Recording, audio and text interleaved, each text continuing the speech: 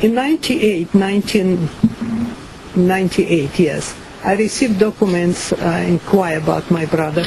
I have documents about my family, my father and mother, which my brother in 1936, he was looking for a parents, and he received these documents. I still have them, and they're in my book. And I was looking for my brother because I couldn't understand. I didn't know exactly I wanted to know exactly why he was arrested and what. I had a letter that in this letter written, rehabilitated and Polish man. He entered university as Polish, because at that time Ukrainians could not enter universities, couldn't do nothing. We had no protection, and communists done it with us, just what they wanted. As a political prisoners, they would be called criminals, and my brother worked there in Ladoga and Onega lakes, close to Petersburg, Leningrad. He returned spiritually broken man. They would feed them dirty soup and 300 grams a day, piece of bread.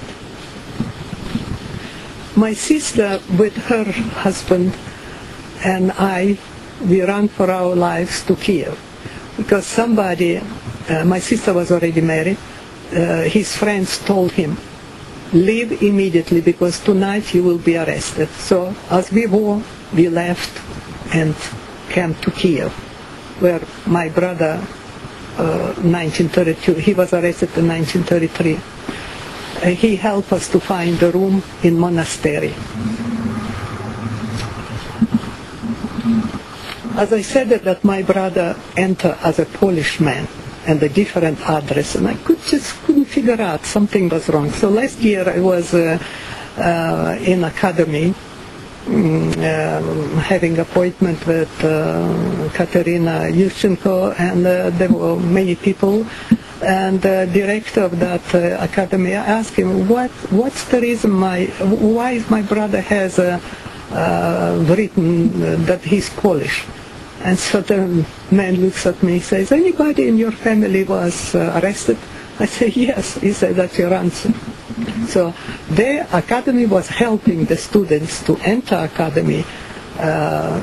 Even they were Ukrainians, and they were hidden and telling different nations that they were Russians or Poles, and in this case my brother was Polish. When the famine genocide was introduced, people started to swell, and they were dying everywhere, wherever they were, in the fields, in the homes, in the streets. It just was normal things. People would walk in the streets and step over this, like it's just like supposed to be. And these deaths would be picked up early in the morning, so nobody would see them till noon maybe, and then again full of people dead everywhere. Tragedies that have afflicted Ukrainian nation were horrendous. There was no way out. In the villages was like black death passing through the destitute, starving humans. People were dying, 17 persons per minute, 1,000 in 1 hour, 25,000 a day.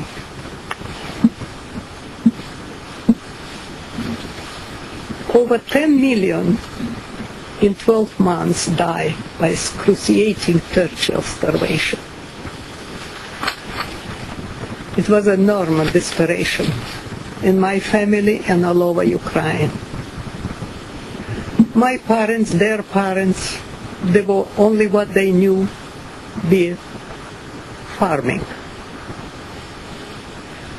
By hard work, they accumulated their wealth. With the arrest of my father and then mother, I lost their love, their protection, and the world around me crumbled. The joy, happy life surrounding of normal life was over. Insecurity, and fear were my companion. The commissars came and picked out my families one by one. The trauma of the terror, unbearable psychological wounds remained with me forever. My mother had to feed the children. There was my brother left. I come from the family of 4 brothers and 2 girls with me. Some brothers already left home to study, and there was one brother only older than me, 10 years, and we had to eat, so my mother went in the field to collect some half-frozen potato that left from the harvest. Didn't belong to no one. It will rot. And there were spies everywhere. Every neighbor, the Soviets done this to help them to control the people. And they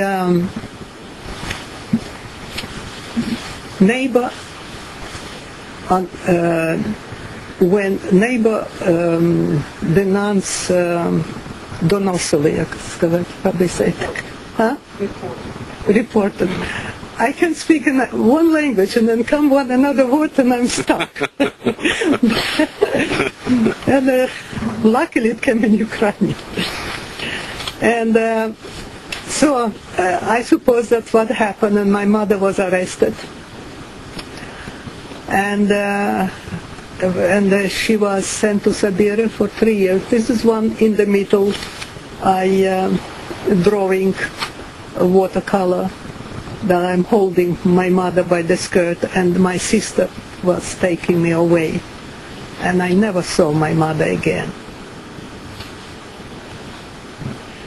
Mothers with the less strength, they knew that they will die. With the less strength, they approach moving train and threw the infants, children, into moving train in the hope that somebody will take pity of them and feed them.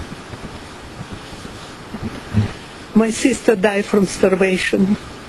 Parents starved, died in Siberia. Brother in prison in Siberia. Moscow was not disturbed by the famine that was created by them for one purpose, to exterminate Ukrainian nation by slow starvation, abuses, inhuman treatments, and camps of death. Ukraine, the breadbasket, become desolated graveyard. As a small child, the only way I was able to survive the genocide, wandering the streets, eating grass and begging. I never forget one lady that gave me first piece of bread. I look with the hungry eyes, like traumatized, hypnotized at the bread. That's all what I did see. And this lady with a smile approached me and gave me a little piece of bread. I never forget this face till today. I'm sorry to speak about this experience, these tragedies. I hope I don't upset you, but world has to know about these tragedies. World has to know about what happened to Ukrainian people, in order that this should never happen to any nation, to any country, to any religion, to any race. And that's why I'm traveling and giving presentation everywhere I can, that we have to work together. We are all born same way, we are all breathing same air, eat same thing. We should help each other. And this genocide has to be acknowledged. All this like me, in few years they gone, and very few left. And then history can be manipulated. This is a history of Ukraine. You cannot avoid. It has to be acknowledged. Ukraine, the breadbasket that fed whole Europe, becomes a desolated graveyard.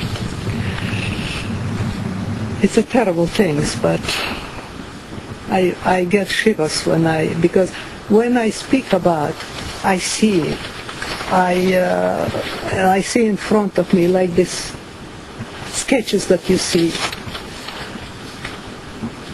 The fear, starvation, and misery were the companion of Ukrainian people. There was no protection from anyone, from absolutely everyone. Commissars would do with us what they wanted. Genocide was hidden from the world. But America knew it. The President Roosevelt, he knew it about. There was a British reporter, Walter Duranty, which, friend of Stalin, created the biggest lies, hiding the truth. He wrote from New York Times.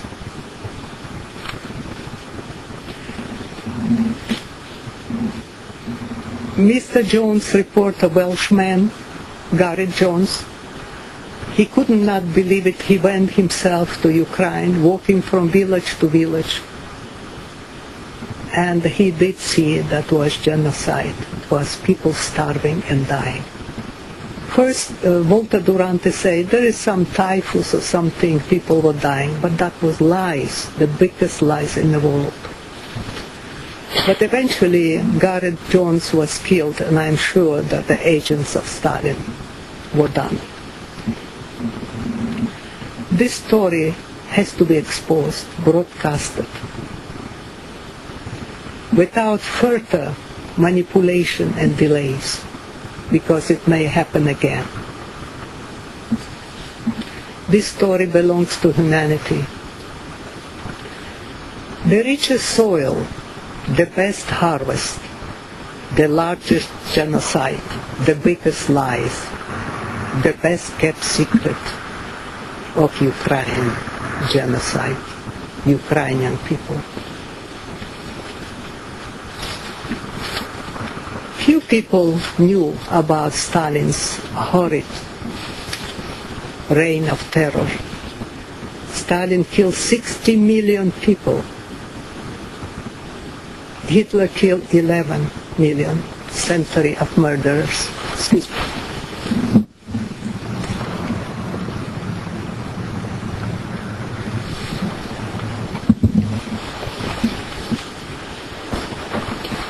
The Holocaust is Jewish pain, but at the same time, Ukrainian nation suffered a hard fate, one of the saddest events for all the people of Europe. Ukraine endured the denial of very existence of its language, culture. Ukraine has had for eternity victims under the Tsars and Soviet Union. Marx,